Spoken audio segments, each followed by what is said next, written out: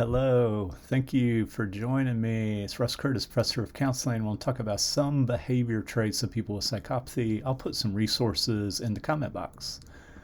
Let me know about your experiences with this as well. I also want to talk about this is not a judgment thing. I think psychopathy is probably on a continuum. I also believe it's very neurologically based, and that we will one day have treatments for this. So whether it's transcranial magnetic stimulation or perhaps some kind of drug therapy, I've questioned why we're not using perhaps MDMA to stimulate the empathy centers. There may be great reason for that, but let's look at some of these traits. A rigid smile, and what we mean by this is it's not expressed in the eyes. So a really genuine smile, the eyes crinkle up along the sides.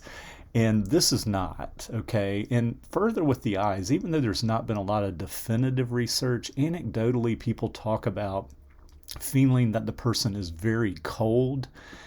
And what I suspect is neurologically, the way their kind of brain is structured and firing at that point is they really don't have an empathetic connection with you. So they're looking at you, but there's not the connection that you would normally get with people who don't experience psychopathy. There's an increased use of hand gesturing. So again, this is what research has found, that more hand gesturing, more kind of beat down kind of hand motions. There's an invasion of personal space.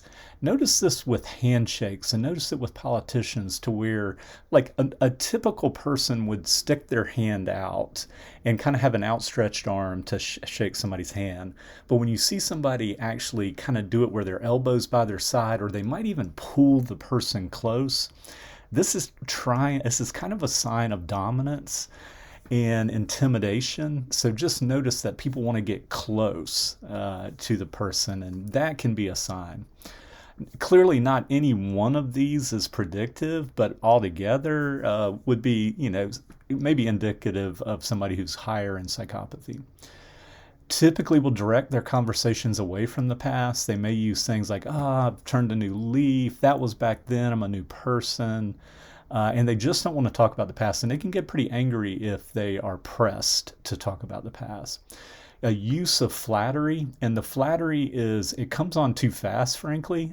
They don't know the person well enough. And it also seems and feels instrumental, that they're using it for some kind of purpose, that it's not genuine.